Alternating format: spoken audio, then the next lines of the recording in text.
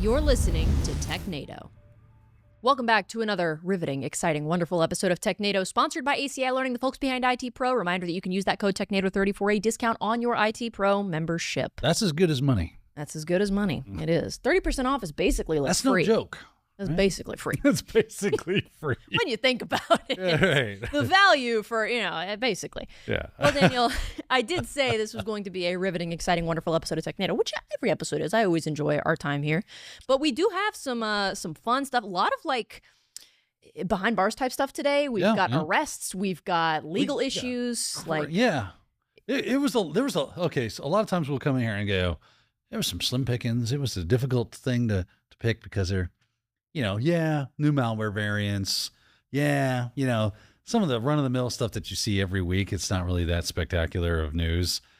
And you kind of go, meh. Yeah. This week, it was like, what do we choose from? There's so many things. Yeah. Yeah, we did have to narrow it down quite a bit, but still have plenty to talk about. And it was not slim pickings this week, as you said. So, of course, we love to start with one of our favorite segments that's relatively new to the show. So we'll get right into it. This is Breaking News. Breaking news! Thank you, Christian. That was beautiful. His contribution is always lovely. We have a couple articles. As a reminder, this is stuff that literally we just saw this morning. It just came out this morning. So forgive us if we're a little bit trying to work our way through this stuff. South Korean spies exploit WPS Office 0 day. So we saw that. I mean, anytime you see 0 day in a headline, it's like, oh, but I wasn't familiar with what WP Office is. Neither was I. But apparently we are behind the 8 ball on this. Supposedly, yeah. 500 million active users. Wow. Half a bill. That's at least 4. That's at least crazy. 4. That's crazy. I think they're going to make it. I think they're going to make it. So this cyber espionage campaign, as it's being called, was linked to a South Korean APT, Advanced Persistent Threat. Involves a remote code execution vulnerability. Those are always a fun favorite. And it was exploited. For the hackers. For the hackers, yes. Yeah. It was exploited to deploy a custom backdoor. Oh, isn't that fun? So, surprise. I mean, what backdoor isn't custom at this point? I mean, right? These APTs aren't in the game of going, I mean, I guess I'll use this. Off the shelf. I mean, they kind of do, but they always customize that stuff. They kind of use it as their base or whatever. You just go like in The Sims and you just change it. It's a variant of. Yeah. So if this has 500,000 users, I would imagine that quite a few people are worried about this, especially considering it is a 0 day that is actively being exploited. To my knowledge, looking through this, I didn't see anything about like a workaround or anything like that or any kind of a fix yet. So scary. But this did just get published. So this hopefully they're coming out with a fix really quickly. So I did go to WPS's website and check them out. Basically what they are, it's an office suite, right? Much like Microsoft Office. Okay. The cool thing about them, much like Open Office. Okay. I think they are Open Office at this point. They used to have a different name, or they are that different name. I can't remember it now. But they are also like Microsoft Office compliant. Oh, okay. So I can open a DOCX file in WPS Office. Oh, that's neat. So the file types are compatible? Yes. They go, oh, I understand that. Okay. I can talk that language.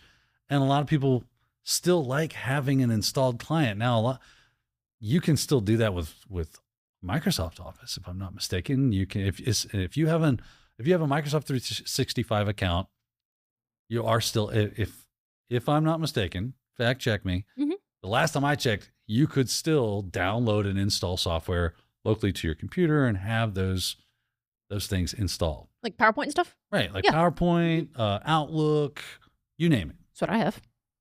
Fun. Yeah. You don't have to use the cloud web version. Yeah. Okay. Right? But maybe that's not, for whatever reason, your cup of tea. Maybe that's what's up. Maybe you don't actually have an Office 365 account or Microsoft 365. They change things. Stop changing stuff. Microsoft Entra ID and come on. I don't know who your marketing people are, but you need to talk to them. I'm just saying. Yeah. Anywho, you feel so inclined. Apparently 500 million people did. Yeah. Feel so inclined. This worked for him. Again, I'm new to WPS Office. I don't do a lot of officing. I don't know about you, Sophia. I know you don't.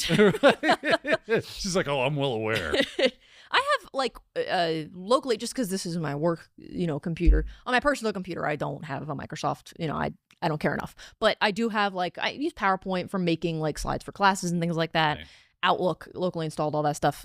So I do enjoy it, but it is nice to have the web option. Like if I am working from home and I got to use a different machine or something like that. See, I always prefer using a cloud solution because it doesn't matter what machine I go sit at, there's my stuff. Yeah. Right? I don't have to install anything on my computer. See, I came from the time where hard drive space, RAM, and all the resources were at a premium. And I didn't want my CPU vying for, Office is doing an update right now. So that's why you're getting a slow performance. And it's like, That's true. That's so a I'm good like, point. Cool. I just open a browser and do that. Yeah. I can definitely see the benefit of using a cloud-based solution like that. And same with this WPS Office. Obviously, it worked for a lot of people. Yeah, apparently it works a little too well. As far as this particular 0 day, which is CVE 2024-7262. So we'll look that up in a second because I'm curious to see where that falls on the scale, like how severe it is. Yeah. But it was silently patched by WPS Office developer Kingsoft, but researchers discovered it had not fully remediated the issue, and there was a subsequent vulnerability that could enable hackers to basically do the same thing. So working on it now, but there's not a full fix available to totally prevent this just yet. Okay. And no proof of concept on this out there? Not that I could see. Specific bug? Not that I could see. But again, I didn't look very hard, so I could of course. I could be wrong. Well, sometimes they put it in the articles like there's, known proof of concept for these things. That's always interesting to look at to kind of see how or if there's like a technical write-up from the organization. Who was it? ESET, the researchers that discovered it? Yes, ESET. Yeah. So maybe ESET has like a technical blog or something. That would be cool to look at. So the first one that was patched was 9.3, so critical. Okay, that's a problem. And then this next one that they found, this vulnerability could allow them to do the same thing, also a 9.3. Okay. So both of those show me are... the CVSS stuff. It's right there. It says vector. So this is the first one? Yeah, just kind of zoom in so I can see it. Everybody can see it. Everybody would like, there you go. So, all right, attack vector is low. Attack complexity is low. I'm not familiar with AT because that's a 4.0 thing. PR is privileges required is none. User interaction is P, which is what, passive? Yeah. Yeah, passive down here. So that's probably why it's a 9.3 because it's not just like super easy crap across the board. You're really having a good time with it. I can only zoom in so far because I have to hover. I have to hover to bring up this stuff, and so if I zoom in too far, it like cuts off. So, but yes. Now you know why I run only a Mac in a studio. Well, I can still like do this, and that's great. But because I have to hover. Yeah. And then there we go. You see, see over here it follows my mouse around. I'm happy for you. That's what I'm telling you. The right tool for the right job. For the most part, I could set a fire on a Mac.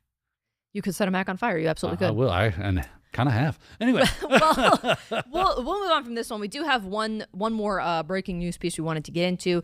Daniel found this one: second Apache OF Biz or OF Biz, yeah, different kind of OF. Yes, vulnerability, different kind of OF, which is the joke. So funny. The reason I kind of brought this up, was I have a YouTube channel. I did a YouTube video 2 weeks ago to advertise your OF. Yes. Oh yeah, my OF Biz. Joking. That's not real. It's not real. But it was on this vulnerability, this specific vulnerability, because I saw it in some article a couple of weeks ago. I was like, oh, that's interesting. And it was a technical blog. And I'm like, I wonder if I can recreate. They weren't telling you necessarily how to do it, but I extrapolated enough information from their blog posts. I was able to figure it out. And I have a whole YouTube thing, right? That's the thing here. I'll go to YouTube. Bonus content. .com. It's not .con, Daniel, but it's YouTube. You did your best. Yeah. For whatever reason, it's not letting me put my name on the end of it anymore. I don't know why they do that. But there it is right there. Booyah. Apache OF Biz. CVE 2024-38856. And I walk you through how to get to the shell. He was on this. He was on this weeks ago. 2 weeks ago. That's what it says right there. 2 weeks ago. And that was just when it was uploaded. You were working on this before that. And it took me like a couple hours to figure this out. Oh, okay. Yeah. It's just a couple hours. No big deal. It really wasn't that difficult. I'm professional. Honestly. This is but I think there's POC now available for that first one. For this one. This is the second one. That's for the second one. This wow. is the second one. Because Okay. if you look at, right, isn't that what the article says? Tell me if I'm wrong. I could be mistaken. This is second vulnerability exploited in attacks. Which is tracked as And it was CVE 2024 38856. That's it. Wow. So they just added this on Tuesday to the Kev. That's because it's known exploited.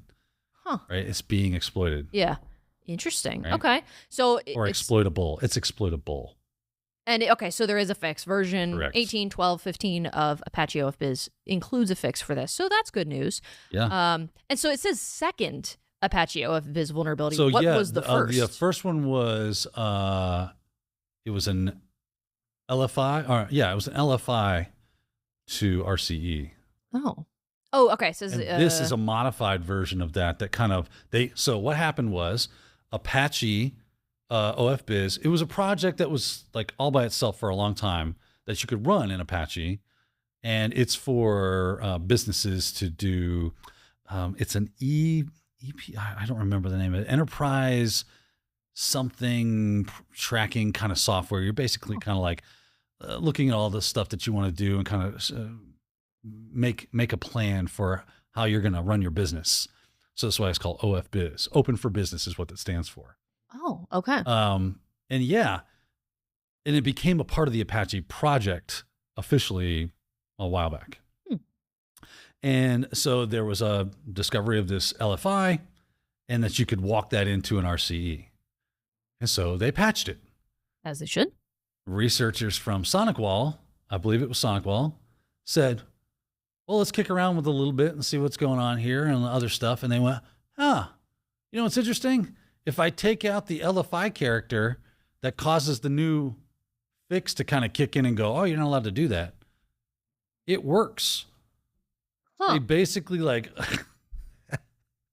They shot themselves in the foot a little bit. Yeah. Right? And it just took someone to go, well, what happens if I remove the thing that you're filtering? What happens if I do this?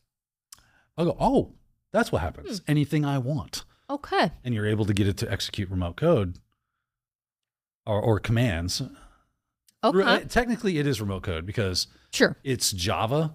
You send it Java, and in that Java is a system command, run the system command, but you do it in Java code. Okay. So it is executing a system command as like a command injection through remote code execution. Wow. Yeah, it's complex, but scary stuff. It was crazy. And then when I saw it this morning, I'm like, is this wrong? Am I reading today's date? Yep, that's today's date. August 28th. August 28th, yes. We're in August 28th. We are in, as of recording this, so yes. I'm neither a prophet nor the son of a prophet, but I saw the writing on the wall with this one a while back.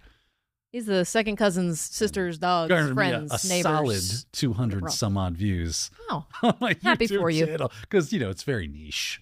Sure. But it's neat because you kind of got ahead of it. So this is now in the I feel Kev. good about myself. As I'm glad you do, as was stated, and there's a fix for it. So that's good news. And that is all we've got for breaking news today. Let us know if there's anything else that came up that you want to hear talked about on Technado in the future. Because again, this is just stuff that we're pulling right as we see it.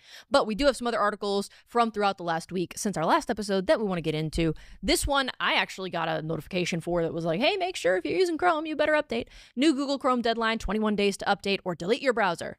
Now, I don't love this headline. It's a little misleading. That applies to like federal employees.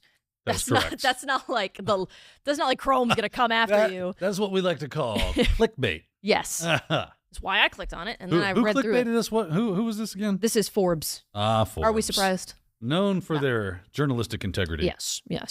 For the second time in 3 months, the U.S. government has warned the world's most popular browser is known to be under attack. So if you're a federal employee, you've got 3 weeks to update your browser or stop using it. Also, one thing I wanted to point out is that I did not initially realize, I guess it didn't occur to me, because I was like, I don't use Chrome. Doesn't matter, because if you use a Chromium-based browser, you could still be susceptible to this particular vulnerability. 900% of the browsers. Right, exactly. Yeah, it's a Chromium-based browser. If you're using Edge or... Are you using a Chromium-based browser? I'm using Firefox. That is not a Chromium-based browser. So I should be okay. You are solid as a rock on that. I don't use Microsoft Edge. Sorry, but I just can't get behind it. There's just something about ever since it came out. I know they talk about how it's the fastest, it's the most secure, it's the most this, that, and the other. And maybe all those things are true. There's just something about it I can't get down with. Yeah. I gotta be honest. I just don't like it. It's right. It's new ick unlocked, right? It's like when there's a person that like you just have a bad feeling about, and everybody else is like, no, they're great, and you're like, I don't know what it is. There's something about them. Right, I just don't like right. it. That's Microsoft There's Edge for me. something about it I just don't like. I just can't get behind. I have no rational reason for this. It's just a gut feeling. Yeah. So poor Daniel. So this vulnerability, CVE 2024-7971, has a base score of 8.8. So that is high severity.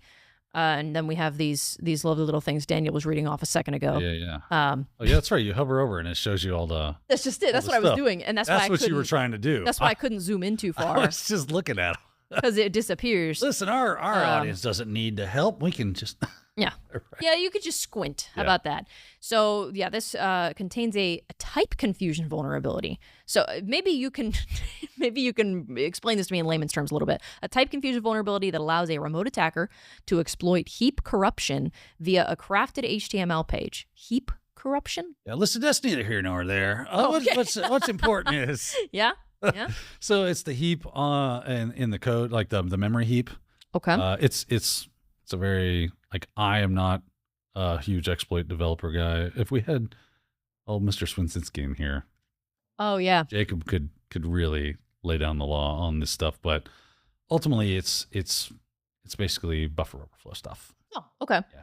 So if you are running Chrome or a Chromium-based browser, just update your browser. We were kind of talking about this earlier, that browsers tend to update themselves. Well, at least they update and then they go, hey, right? Yeah. You get the little thing at the top that says update your browser. Yeah. And you just have to restart. And with all the browsers I've seen, you can just go restore session. Yeah. Right. So it's not even inconvenient if I got like 1,000 tabs open, which I'm sure no one does. Right. Don't look at me. Don't look at me. I'm hideous. I have like 12 tabs open just right now. Yeah, I know. So. I keep so many tabs open. But so I love the fact that each one of them, I YOLO update every time it tells me to. Right. Because, and then restore. Yeah. The Chromium browser that I do tend to use is Brave. Okay. And Brave just kind of like auto does it. Firefox is a little more like, well, I mean, I got it for you if you want it, but you got to kind of tell it I want that. And maybe there's a setting I can make that auto. Yeah. But. Which I guess I don't hate that, only because it's like, what if I'm like, well, just give me a second. Let me make sure. Because sometimes updates roll out and there's stuff in them that's not so great. And so maybe I want to just wait a little bit. So I don't personally have like a super strong opinion one way or the other. I tend to just like go, whatever. Yeah. Updates are updates. It's fine. It's make fine. it happen. Yeah. Yeah. So if you are using a Chromium-based browser, make sure you update. I know I will if I ever. This is like Chrome has had a run of 0 days here lately, right? It's been like a few. I think, busy month for such warnings. Right? How many 0 days? Let's see. Well, so it has listed in the article, of course, it has listed multiple Windows 0 days and an Android 0 day, but nothing about the rest of the Chrome 0 days. But you're right. It does seem like that's come up quite a bit in recent headlines and such. Are you This is the 10th 0 day in 2024. Exploited 0 day in the wild in 2024. And that's not just me. That's Bleeping Computer. Breaking records. Right there. You go, 2 days Google. ago. You go. Right? Google revealed that it patched the 10th 0 day exploited in the wild in 2024 by attackers or security researchers during hacking contests. 2 days ago. Booyah. Well, at least they're patching them. Get your ish together, Google. Break some records. It's great. Yeah. It's great. Yeah, they're like, they did it. Well, the first kind of half of our show today is kind of vulnerability and flaw themed. Yeah, it really kind of worked out that day. it? Because this next one is kind of along the same lines. CVE, I'm not going to read out those CVE numbers, but a couple 2024. It's always 2024 if it's new. CVE 2024 28986 and CVE 2024 28987. How about that? Follow up. New SolarWinds Hotfix addresses critical vulnerabilities in Web Help Desk. And Daniel, one of these I think was disclosed last week, but there was one that was super recent. It was like a couple days ago. Yeah, this week. Okay, so this kind of rolls up both of them and gives us a little summary. Of these. It's good. This is more of a, hey, fun fact, if you're running SolarWinds Help Desk, you might want to hit the panic button if you haven't heard of this yet. So just trying to get you, what this is what we do. It's news you can use. Go update now. Now, they did a couple of bad things. The first of these lovely little CVEs is RCE. It's like a day without sunshine, right? If we don't get into RCE, at least once a week, then we're just not doing our jobs. It's so true. And the second one, which is really what kind of caught my eye, is, wait for it, ready? Hard-coded creds. Aw. Hard-coded creds that had been, a classic. It was disclosed credentials. It was one of the two. I want to say it was hard-coded. Let's see. What do we got here? What is it, 87? No proof of concept has been published for either of these vulnerabilities. That's good. Right? So let's see. What does... disclosed the previous week and fixes function, blah, blah, blah. That's the RCE. Score of 9.1. Use of hard-coded credentials. There you go, hard-coded credentials. The weakness enumeration on NIST's database here. So, yeah, that's always fun. Daniel, I mean, I would think...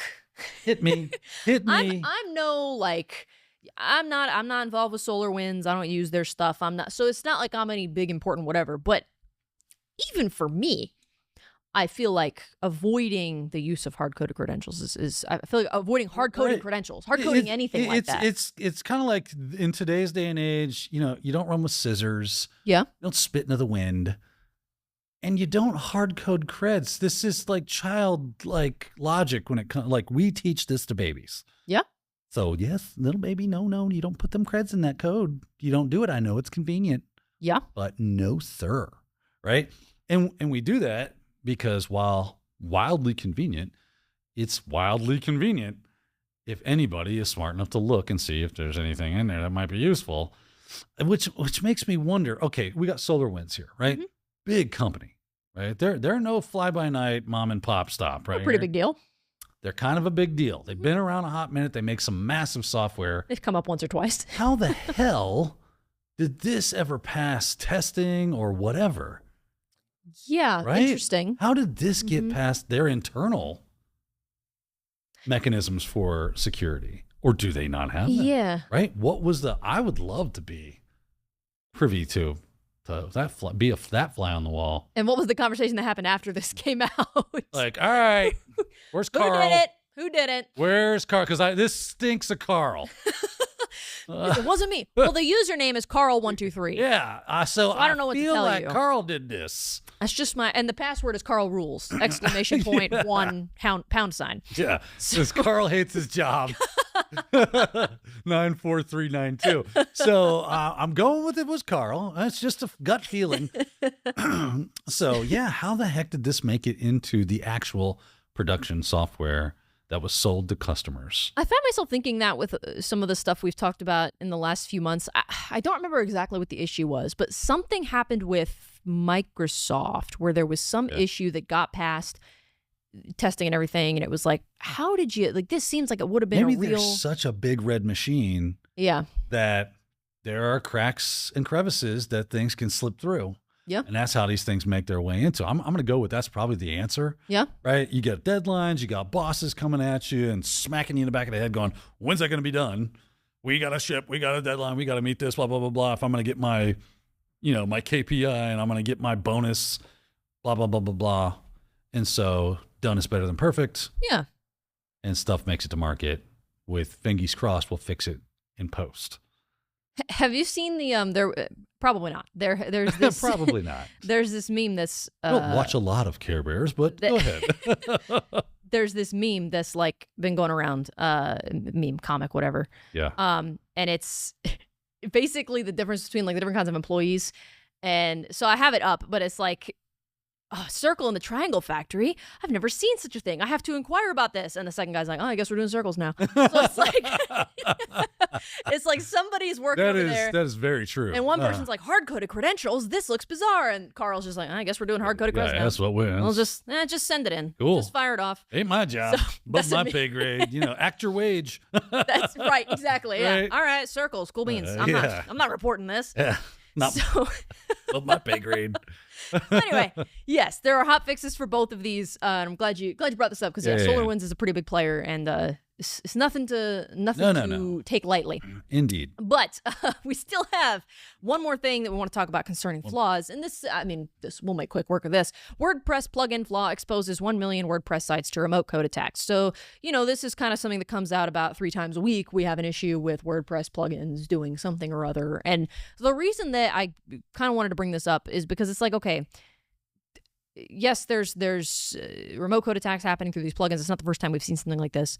WordPress is one of the most popular, if not the most popular website people use for web design, right? It's I think it is the most popular. Yeah. But some crazy amount of websites are used. It's like a drop in. If you want to easily create a website, right?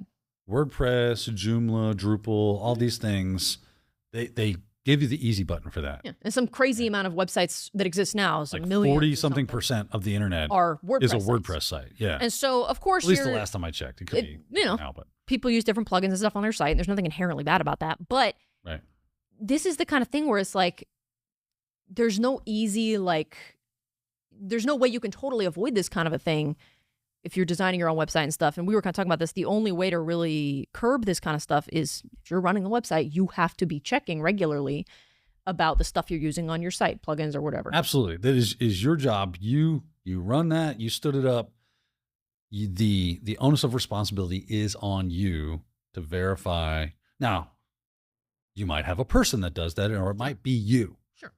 But either way, if you're not regularly scheduling checks for updates and then installation for those updates and patches and fixes and that kind of stuff, you're just asking for trouble. Now, let's walk back a few steps really quick.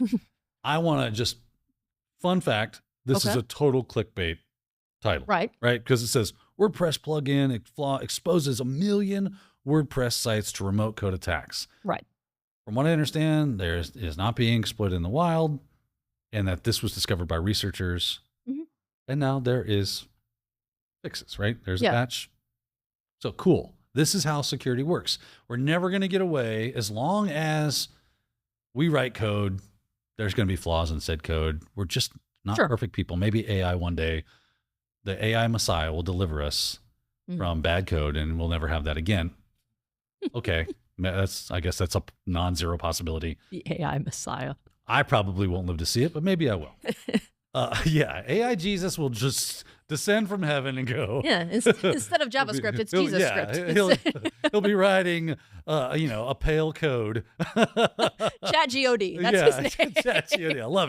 I love it. This is what we're going with. We're creating all sorts of blasphemous monikers. I got to go repent in a little bit. But to your point, it's, unless there's no easy, like you said, right, until the AI Messiah or whatever arrives, automates this kind of stuff. It's our job to just do our due diligence, make sure we have those things scheduled. We have constantly security feeds for the software that we run so that we can stay on top of these things that are happening. So if you don't have a good threat feed going on for I don't care how small or large your business is, you're doing yourself a disservice. Mm-hmm. You're basically asking, I don't want to victim blame here. All right. I don't want to go that far into it, but don't give them the opportunity. Do not give the devil a foothold. We'll stick with our biblical theme here. Yeah. Into your corporation, into your organization. Just don't do it. And the same thing kind of does apply in a really weird way to just average Joe and Jane out there, right? You see, I know that Windows kind of updates for you. Awesome. A lot of these systems now for the consumer update on themselves, and you just kind of go, oh, I have to restart my phone. I have to, oh, I see my computer restarted last night. It must be update time, because they're not tech people and they weren't good when we gave them the option to apply updates. And so on their end of the spectrum, but there are still some of those things that you install that are third party and so on and so forth that do not do that. And so we got to do things like make sure you have a good antivirus system running and that is doing automatic updates and so on and so forth. So this is just standard cybersecurity practice. This is the baseline, right? This is the minimum stuff that we do, that if we're not doing, then what are we doing? Right. What am I supposed to say when you come to me crying? Yeah. And go, what are we going to have a breach and then open mouth sobbing. It's like, okay, you come here. Daddy's here now. It's okay. But Did you do what I told you to do and brush Yeah. your teeth? And that's now why you had to get 5 cavities filled, Yeah. right? You got to do the thing. You got to be responsible. I told you not to ride your dirt bike off the ramp, and now you broke your leg. You see how that foot is up by your chin? I tried to tell you. No, we're not going to the hospital. You brought this on yourself. So this had a base score of 9.9, which is part of why I threw it in there, because it's pretty high up there. But you're right. I mean, at the end of the day, it's about stay vigilant, says Bat Dan. So there you go. That's I woke up this morning, yeah. right? And you ask yourself, if I could be anybody I want today, who should I be? Yeah. And as I hear, if you can be anyone, you be Batman. Yeah. I came out of my bedroom and my son was already up, and he went, Daddy, you got that shirt too? Oh. I got Batman's shirt. I said, yeah, you do. It's cool, huh? Is he matching you today? No, he's really into Ninja Turtles right now. Oh, okay. That's fair. Which I also have a Ninja Turtles shirt. Maybe I'll wear that next week. I think you should. That's valid. Your son's valid for that. Yeah, I see no flaw in his logic. I know we're coming up on the halfway point here. Maybe we'll try to squeeze one more in before we take a break. Want to? Yeah, I think we can. Feeling strong. Unless you think this is going to lead to a conversation. Where are we at here? We are at the Uber stuff. Uber stuff. Yeah. Let's leave it to that. Leave it to that? I like Okay, that. all right. Cliffhanger. Well, yeah, cliffhanger. For our 12-second. And then it keeps all of our legal stuff on the other side of the Exactly. break. I think that's smart. So we will take a quick break. I'm going to go eat some more barbecue Lay's chips, and we'll be right back here on Technado. Hey, I'm Sophie Goodwin, edutainer at ACI Learning and subject matter expert for our new course, Cybersecurity Fundamentals. If you're new to cybersecurity, this is the course for you. Anyone from high school students to professional switching careers, these episodes are designed for you as an introduction to essential security terms and concepts. So we'll walk through security principles, governance, risk and compliance, access controls, threats and attacks, incident response, network security, and we'll look at some best practices for security operations. Security doesn't have to be scary. Check out Cybersecurity Fundamentals in the ACI Learning course library.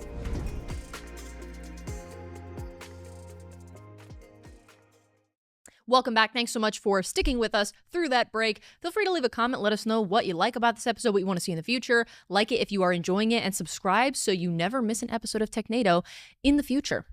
As promised, we are going to get into some fun, legal, jail time type beat fines and regulations, and it's going to be great. I know it doesn't sound, fines and regulations don't always sound exciting, but this is going to be really interesting, and I'm excited to talk about it. So let's jump right into it. Let's do it. Just get into it.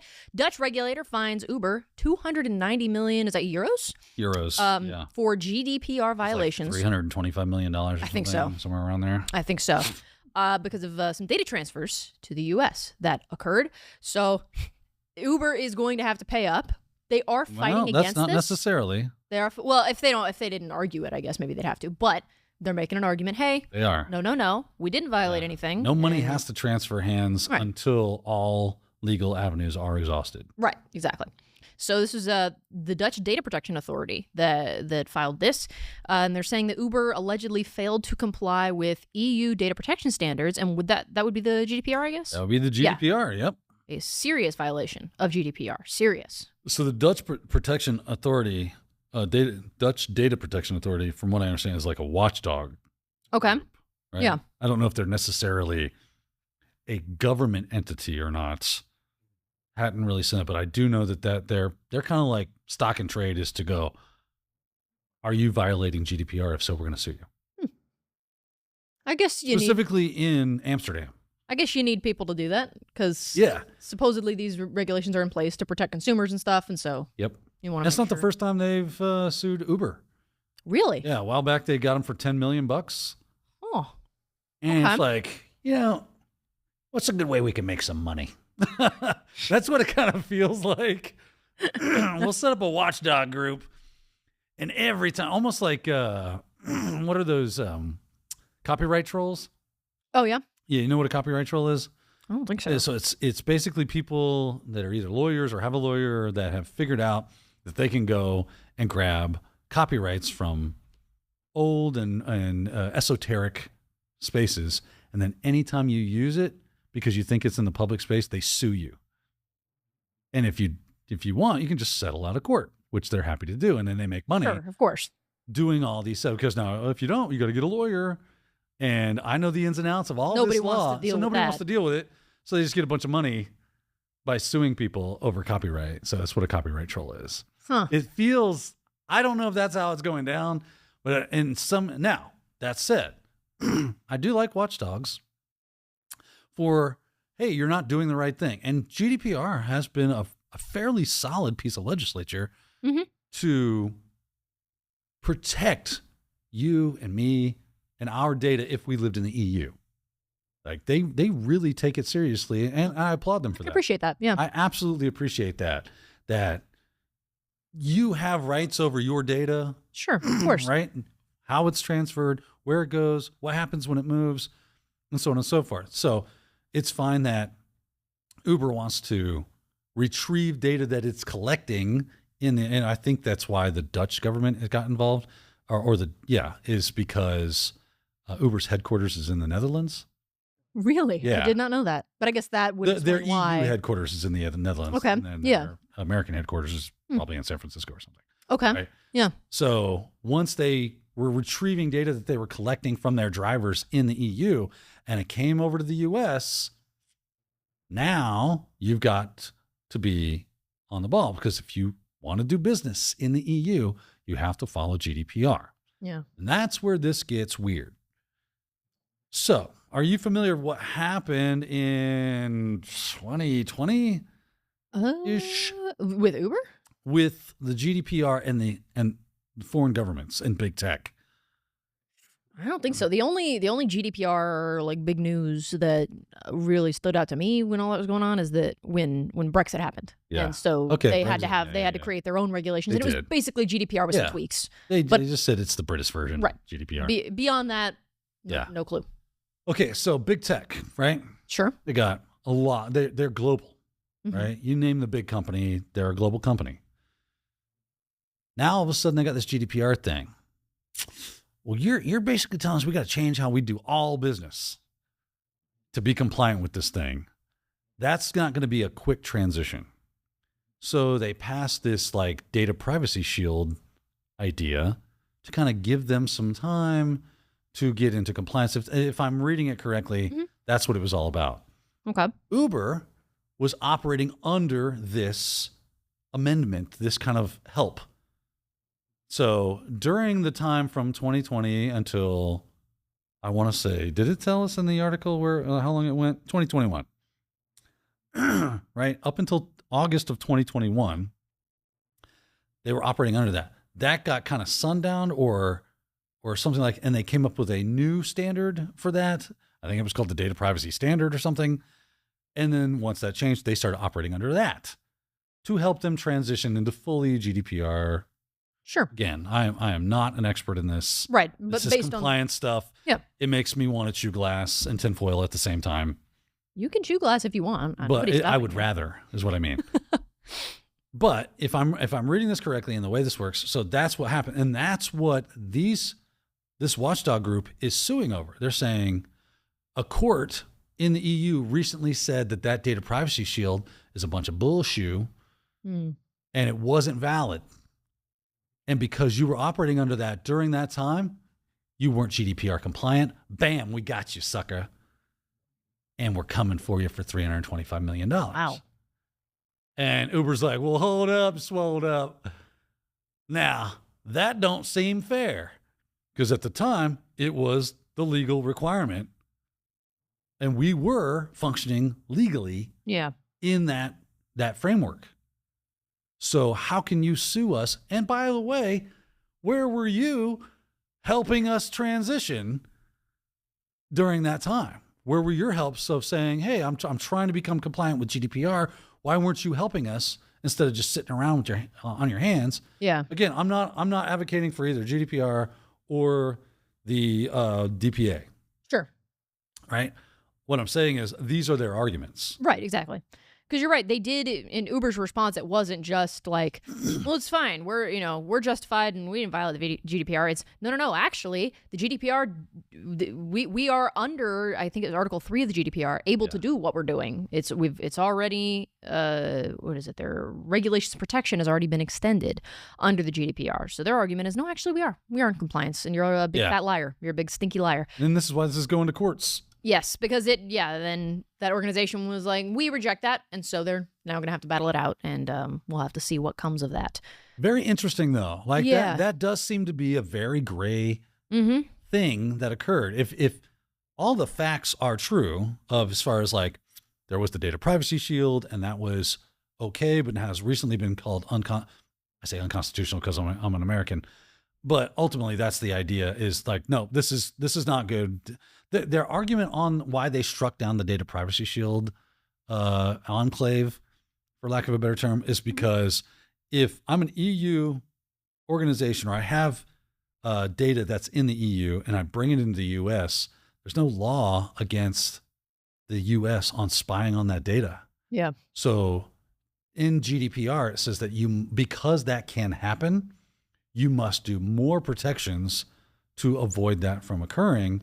But if you're under the data privacy shield thing, it kind of it lets you be more lax with that for the reasons of transitioning into GDPR compliance. Yeah.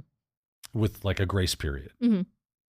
Once that grace period was deemed to be technically illegal or unusable, right? Not a valid, invalid. That's what I'm looking for. It was not supported by. So at that time, you were not GDPR compliant.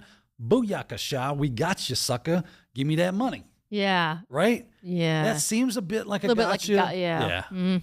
I don't love that. I don't love that. I do. I don't. But I get they want to keep their data safe. I get that too. Of course. And I obviously don't live anywhere in the European Union. I live in the States, so it's not a secret. But I do tend to lean more towards the side of like individual liberties, personal, consumer privacy, all that stuff, as opposed to... We serve no sovereign here. Right. As opposed to benefiting a big corporation or whatever. But I do also understand sometimes the law can overreach a little bit. And so it will be interesting There's a balancing act. There's a balance, right. Yeah. And so it will be interesting to see how this plays out and who ends up coming out on top. It will be. And if they do because that's going to set some precedents. Yeah. Yeah. And we'll have to see if Uber does end up having to fork over that, 325 million USD? Yeah. So that's no small potatoes. Nope. And continuing with some more interesting legal stuff, that if y'all are familiar with Georgia Tech, it's a university here in the States. Georgia Tech was sued over alleged false cybersecurity reports to win DoD contracts. They supposedly submitted a false and fraudulent cybersecurity. You rearranged the articles. Yeah, I did. It's not in my feed. Not in your feed? No. Oh, it should be in the list. Check the general feed. It is. I am in the general feed. You're in the general feed? It didn't rearrange. Yeah, it should be in the list. Weird. I have a lovely little list for you. I have the list. It's just not in this order. Oh, okay. Well, can you I was like, we're skipping one. No, yeah, it's in there. We had rearranged the articles. Yeah. Sorry, everyone. Sorry. Yeah, we switched some stuff up to kind of keep certain. We want to keep like news categorize together. things. Yeah. Do you need it? Do you need? No, it's fine. Oh, you've got it. Okay, fine then. I can adjust. Yeah, I'm sure you will.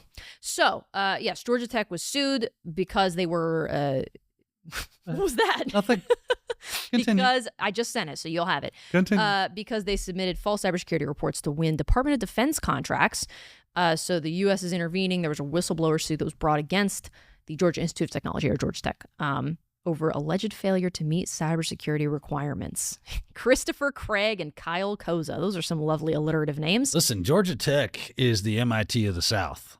Yes. And that's not an exaggeration. No, I get it, yeah. It's just a very prestigious... it's very well-respected, yeah. Very well-respected technology school. Mm-hmm.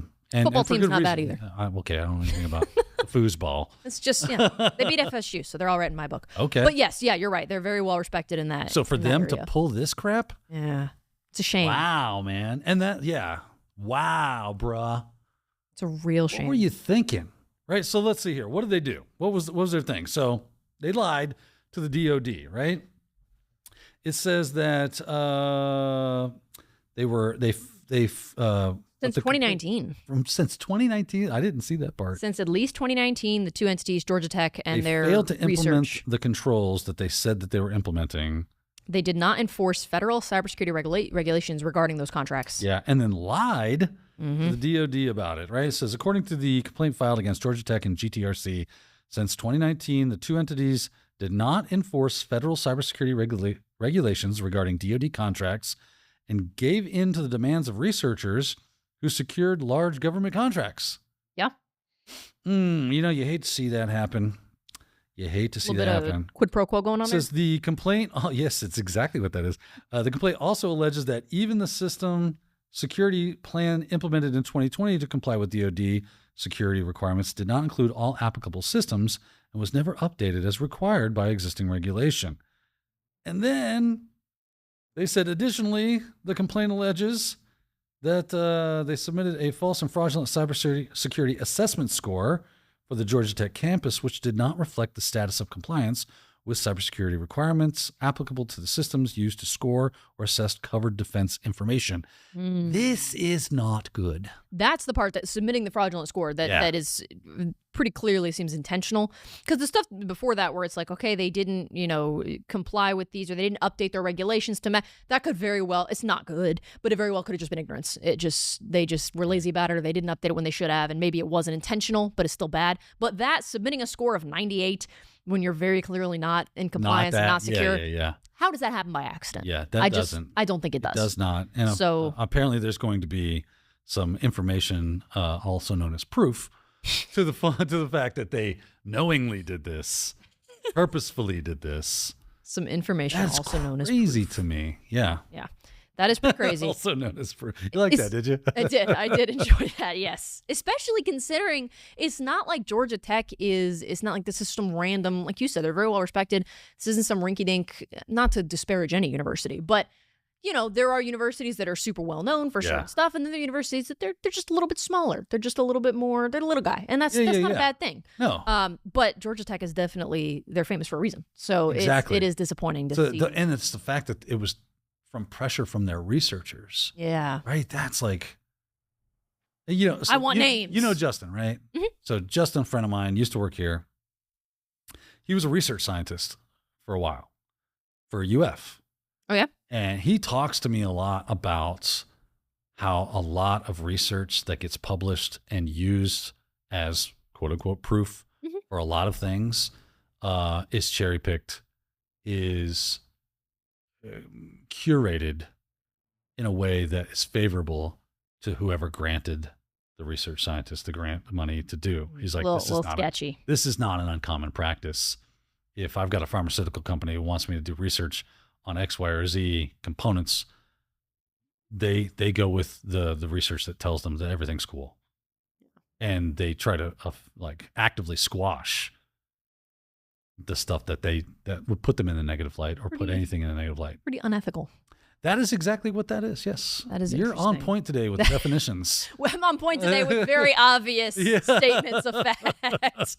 Very on point with just defining things. But yes, you're right. It's very, it's just disheartening. It's just unfortunate, And I love the way they wrote this, though. The defendants submitted a summary level score of 98, which the lawsuit alleges was fraudulent because, you ready? Because it was for a fictitious environment, not specifically associated with Georgia Tech. That's crazy. Right? The It lengths was they went to basically just a made up thing. to carry this Completely. out. Like, you had to put an effort to lie. Yeah. You had to, really, really spin a web here. It just, it's unfortunate. It's unfortunate. Yeah, man. I'm glad I'm not a Georgia Tech graduate because I would be hanging my head in shame today. Shame on you. I'm going to get some Georgia Tech fan in my comments. Like, how dare you? Yeah, my alma cannot mater make will come after assumptions. you. Don't make assumptions based on, You will quake in your boots. shiver me timbers. So writing academic blogs. the three people are going to see. Yeah. It's And that nobody's you have going to pay $70 to read. It's behind a paywall. I can read the first two sentences and then Yeah. it's like, want more? Support me. And I'm like, dude, I don't know you. I'm sorry. I'm not paying $70 for that. So that actually, I forgot we were going to do a segment for that one. But this next article kind of falls under this segment too. We're going to call this a pork chop sandwiches. Pork chop sandwiches. Oh, shit. Pork chop sandwiches. Pretty sure the Christian is having a seizure. Yes. Yes. You can hear evidence. I like when he adds his sound into the actual Technado episode. Yeah. He did it for the last one. He was like, oh, behind bars. And it gave me a giggle. Give you a chuckle. Give me a chuckle. So this next one, again, is, of course, a bit of a what the heck moment. Pulaski County man sentenced for cyber intrusion and aggravated identity theft, which, okay, on its own is like, ooh, okay, that's interesting. But to my understanding, the reason he did this was because he owed like $100,000 in child support and he didn't want to pay it. That is basically what it boiled down to. That's pretty crazy. He's like, man, that child support is really kicking my butt. How real pain. about this? I'm dead. To fake your own death. This is what he used. And you know, it's kind of overblown. It might seem like he was some elite hacker and that's what he did, stock and trade. And he used his cybersecurity skills to manipulate the system, gain access, and, you know, change himself into some sort of, you know, that he was dead. Right. That he was no longer with us. What he did was he had some credentials from a doctor that he knew, and he used them to log into the death authority or whatever of Hawaii, right? And It's just funny he used Hawaii, he lives in Kentucky. And issued himself a death certificate.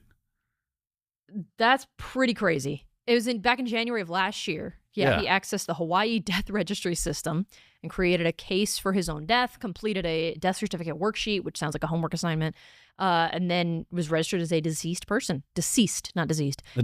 In many government databases to avoid child support obligations, at least in part. That is pretty insane. I couldn't see myself going to that trouble to fake my own death, even if I was on the lam from the law. Even if it was So that's no joke. He might have actually been looking down the barrel of some legal recourse for not paying his child support. He's going to jail anyway now. So he's whatever, in for a penny, in for a pound. Might as well just do whatever I can to try to avoid this. If I'm already going to jail. But now he owes, I think, almost double what he did before in fees, fines and stuff? Fees for child support, but then also, governmental and corporate computer systems that he damaged in the process. What do they say? The bigger the risk, the bigger the reward, I guess. I guess, yeah. But if you fail... I'm curious what his plan was if he had somehow pulled this off for an extended amount of time. Where were you going to go? Were you going to... Well, this is a great question, right? You know? It's a phenomenal question because, okay, so he issues himself a death certificate. The legal system somehow, he's dead. We now take him off the rolls of whatever that is, issues his child support because that's no longer a valid thing because he's a dead person. Yeah. He's still living. He's still, his ex-wife is going to know he's not dead. Was he going to continue with the ruse into some sort of physical, by a burial plot and wreck his car with a cadaver in it? Snatch all his teeth out and stick them in the car, pour his own blood all over everything.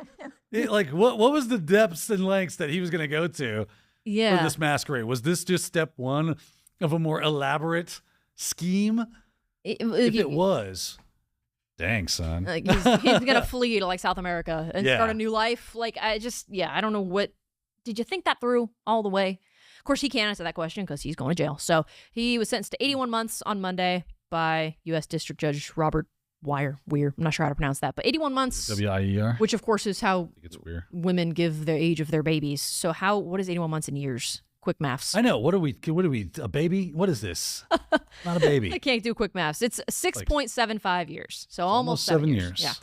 Specifically 81 months. I wonder what the reasoning was behind that. Why do they do that? Stop with the months. Jesse Kipf, he going to jail. Honestly, if you have a baby, once they hit 12 months, you say they're a year old. They are a year old. They're not 18 months.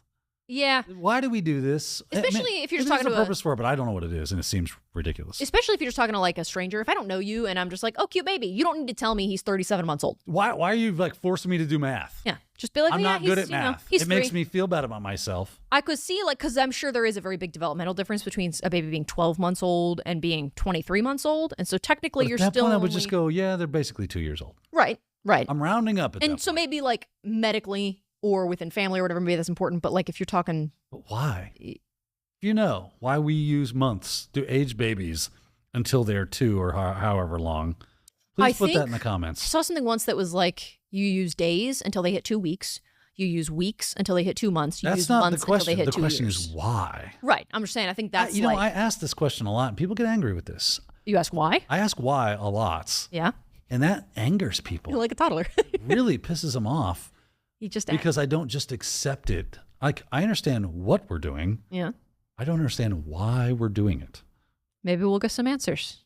Maybe we'll get some neonatal nurses in the comments that know what's going on. I'm fully capable of accepting the reason. I just don't know what it is. Right. Okay. Sure. I'm not asking you why because I want to put you on the spot or whatever. I'm asking you why because I'm genuinely curious. Okay. It seems He's weird. curious. Yeah. He's made of curry.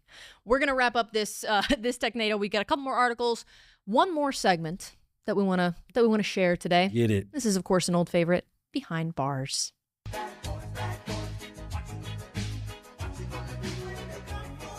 Break the law. I don't know if I mouthed it correctly I think you did. with the, I think Christian should leave it in there anyway. yeah, I think he should do to you what he did to me last week. which was, Publicly embarrassed me because he left in. It made me look like a crazy person because he like edited in the thing. I mean, it wasn't a lot of exposing you, work, I'm Christian. sure. He edited in, like, made it so that the timing was correct, but then left in me Yeah. going, "Oh my gosh, did it just go off just now?" Like 2 minutes later. What? Kill who? The voices. My dog told me to do this. Stand back. Listen here, daughter of Sam. I'm gonna get crazy. Yeah, it doesn't take a lot to make me look crazy. No, it doesn't. We do love Behind Bars here on Technado, and we got a couple articles that fall under that category. I guess the last one kind of did. Wow. Yeah. I guess the last one kind of did too. You may have heard a little something about a certain CEO. The Telegram CEO, Pavel Durov. Mr. Durov was arrested in France, reports say. He was arrested in France. He was a dual citizen, I think, of France and Russia, I'm pretty sure. And so Yes. that's why when he got to France, he was able to, or they were able to make that arrest. So there he is. I'm sure he doesn't look very happy right now, but that's an old picture. He's the co-founder and chief executive of Telegram. And when I read this, it looked to me like the reason that he was being arrested, what he was being charged with supposedly, is that you failed to mitigate on your platform on Telegram. Moderate. You failed to crack down on this illegal activity that's going on. Drug trafficking, terrorism, all that kind of stuff. Yeah. And my thought initially, and maybe I'm wrong, my thought initially was, well, Telegram is kind of like Discord, right? I'm not a big Telegram user, but it's like a messaging kind of thing. So you it's a can create. messaging app Yeah. with end-to-end encryption. Okay. But you can also create Telegram channels, which is very similar to like Discord. Okay. I think that's where you're probably getting that, where you can just spin up a Telegram channel and you can invite people to join it. Yeah. And then all that conversation is encrypted. Because, yeah, I mean, it's like, okay, if I put bad pictures, if I put like abuse material in an envelope and I send it to you in the mail, and then somebody finds out that is the USPS then liable? That's a great question. Because they didn't I would open my think envelopes? not. Yeah, because it's not their job to check every envelope that's sent. They couldn't do that. And Right. they'd get in trouble if they did, right? If I found out they were opening my mail, Yeah. that'd be a bad thing.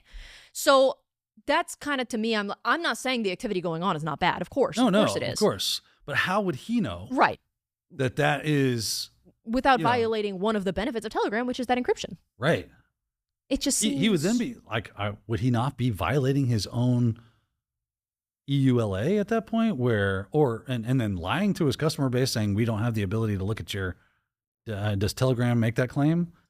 That they say, hey, you know what? You've got the encryption. We don't have the encryption keys. We can't see what's going on. Most of these like end-to-end encrypted applications make that claim that we don't have the encryption keys. You're the only one with the encryption keys. Right. We can't even look. We cannot look. So if we are subpoenaed, there's not a whole lot we can do. We have to comply with a subpoena, but we're going to give them there's their Telegram channel and there's the information in it. It's all encrypted. Right? Yeah. Am I wrong on this? Are you looking it up? So there was something else that occurred to me. It's a different part of the story, and I just wanted to pull up to double check it. Sure. But yeah, I think that's correct, or at the very least close to it. The whole idea is, even if we wanted to, we can't look at your stuff, and that's why people like it. And it's not a lot of people using it are not using it to do anything nefarious. It's just, I want my privacy. Right. Same reason I just people use want privacy. Signal. I use Signal because you want that. So we've reported in the past about, I think it was a phone carrier or something, but it was specifically designed for, and I think they tried to prove their case and did prove their case that it was for the purposes of allowing for criminal activity. Yeah.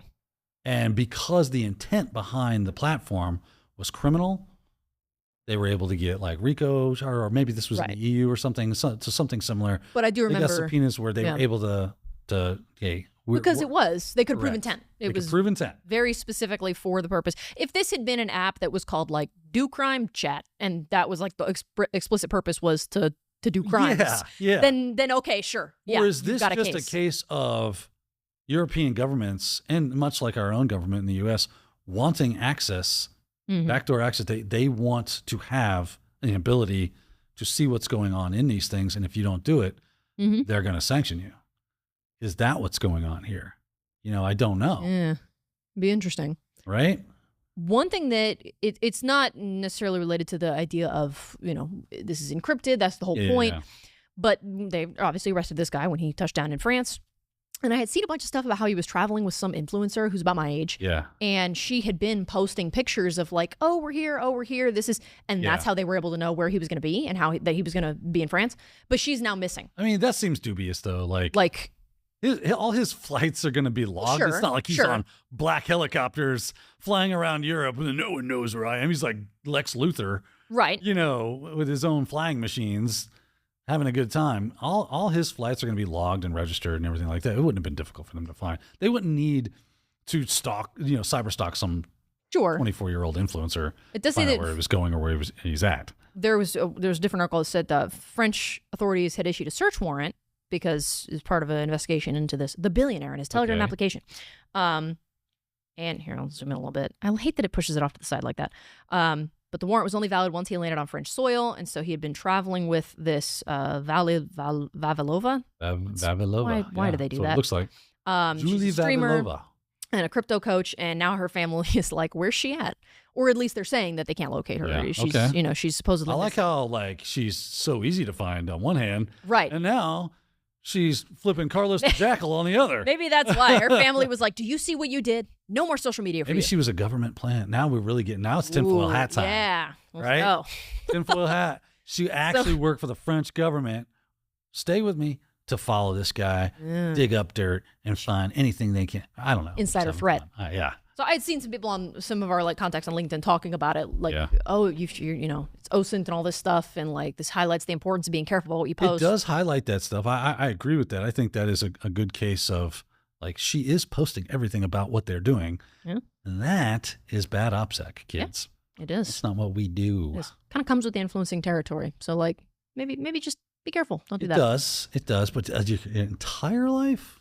Well, right, and you can also be careful about if I'm going on vacation next week, I'm not. But if I'm going on vacation next week to Hawaii, I don't have to post while I'm in Hawaii as an influencer. I'm on vacation in Hawaii. Yeah. Wait till the following week. Hey, I was in Hawaii last week. Not anymore. So that then it's people can't find you, Anyway, we could have a whole conversation about that. But we've got one more behind bars piece that we want to cover before we sign off today. A former Verizon employee has pled guilty to conspiring to aid a Chinese spy agency. He's so stupid. So the thing that stood out to me about this is that he was doing this for 20 years.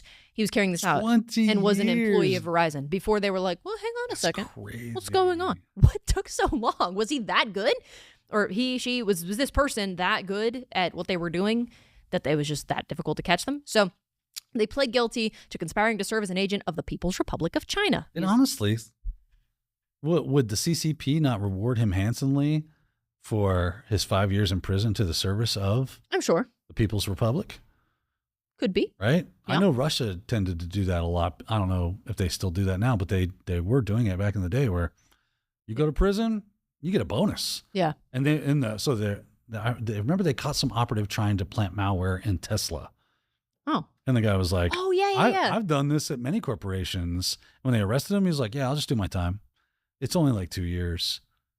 So I'll do 2 years and then I'll be rewarded take care of me when I get out. For doing it. Yeah. So it's worth it. He is facing up to 5 years in prison. So that's the max, I guess, up to 5 years. So yeah, maybe you're right that he provided information on Chinese dissidents, pro-democracy advocates, and members of the Falun Gong religious movement. That's new to me. I don't think I've ever heard of that. Yeah, I'm not aware of that either. I lived in Florida, so of course he did. Great one on the books for Florida. Worked for Verizon for more than 20 years, according to his attorney, and exploited his position to provide that information. And he also traveled to China during that time, more than once. So that is interesting. And this guy is going to serve some time. Not sure exactly how much, but he did plead guilty. He did plead guilty. So see, that's what we like to call. Is he a U.S. national or is he a China quote unquote expatriate? Good question. It says Chinese-born Florida dwelling. So he's Chinese-born. Okay, so he's a China national that came. So he's been here for 20 years. He's worked for Verizon for more than 20 years. Used that position to provide information. Not a lot of detail here. And traveled to China. Come on, Cyber Scoop. Sent details. Where's the scoop? Yeah, what the heck? Right? I need these details. he was charged on acting as an unregistered agent of a foreign government and conspiring to do so. If he was convicted on both charges, he would have served up to 15 years, but he was only charged or convicted, I think, on the conspiracy charge. So then this is a little bit of a lighter sentence. So he got his just desserts. Justice is served. I wonder if the prison they put him in, the people there look kindly upon. Yeah. Yeah, Right? it'd be interesting. I know, like you land in prison, the first thing that happens is people come over and go, so what are you in for? And I And know, if they don't like yeah. what they hear, bad things are not good for you. Because I know there's like certain crimes that maybe you're like respected. There's certain crimes where it's like, oh, you're a piece of crap for doing that, and you're going to pay for it here. I wonder if there are certain things where it's like, oh, what'd you do? He's like, oh, I was a cyber spy, and they're like, huh? Okay. And I wonder if they just leave it alone. Like, we don't really respect Depends you for on that. who you run into there, man. But, do you want to be locked up with a bunch of people that don't really care about the law? Of course I don't. But neither do I. I just wonder if why take the chance there? Ping Lee. Ping Lee. Ping Lee was the name. Yeah, it will be. It's He'll not going to be. He'll go to some white collar prison. You know, it'll be a. It'll be like that scene in Goodfellas. Yeah. Where they're making the sauce and everything. Yeah. That's gonna be his life. So good luck, Ping. But this is what happens when you break the law. I think that brings us to... That does it for us today. That does it for us. I was going to mention like the Nintendo, they had another direct thing they did the other day. Okay. It was like an indie game showcase. Nothing super crazy groundbreaking. There is a new dating sim coming out. You know what a dating sim is? It's like a dating simulator game where you can... Why the hell would I know? That's why I asked. There's a dating sim. I didn't know Why if would I you want to knew. simulate dating? Dating sucks. Well, there's a lot of lonely people out there. So go real date. I don't know. This is like if you mess up, you can just quit without saving and then go back and redo it. So there are a lot of dating sims out there. And Dating usually sims. Usually it's Interesting. sometimes it's like in a kind of a manga style art, anime style art, Who's where they're very... Who's the imposter here? Right. But this one is called Date Everything. And it's like you're in a house and every single thing in that house, the appliances, the furniture, whatever, they all have like a persona. So when you go you can go talk to the vacuum cleaner and it turns into like a buff dude and you can date the vacuum cleaner. So this is how I know the human race is not long. I really wanted to share that with the you. world. I figured that would bother We had a good run. I figured it would bother you. So Yeah, I saw that. I was like, oh, Daniel's going to leave the country after he sees this. He's going to be done. He's going to be like, I'm going to go live in the woods. I'm done with this. But nothing on the Switch 2. Nothing on the Switch successor yet. So when they do make an announcement, we'll talk about it. But that's going to do it for our news this week. So Daniel, thank you for your patience with me. And I'm sorry I had to drop that piece of unfortunate news on you. I feel dead inside. Yeah. So. Oh, good. That's my job. Thank you, of course, for joining us for this episode of Technado. Reminder, we have another All Things Cyber webinar coming up in just a few weeks. That's going to be with Jax. Actually, next week. Next week. Yep. Next week. Dang, that came fast. Jax Scott is going to be joining us. She is awesome. I've loved working with her. We met her at Wild West last year, and she's just great. She's super cool. So super excited to have her on. Make sure you join us for that. What's Wild West? Wild West Hackin' Fest. Sorry. Which is coming up again. We tend to truncate that. We're just so used to it. You know, we're cool kids. But yeah, she's going to be on next week. So make sure you join us. That's going to be a webinar happening Thursday, September 5th, I think, at 2 p.m. Eastern Time. We hope to see you there. But otherwise, thanks for joining us. And we'll see you next week for another episode of Technado. Thanks for watching. If you enjoyed today's show, consider subscribing so you'll never miss a new episode.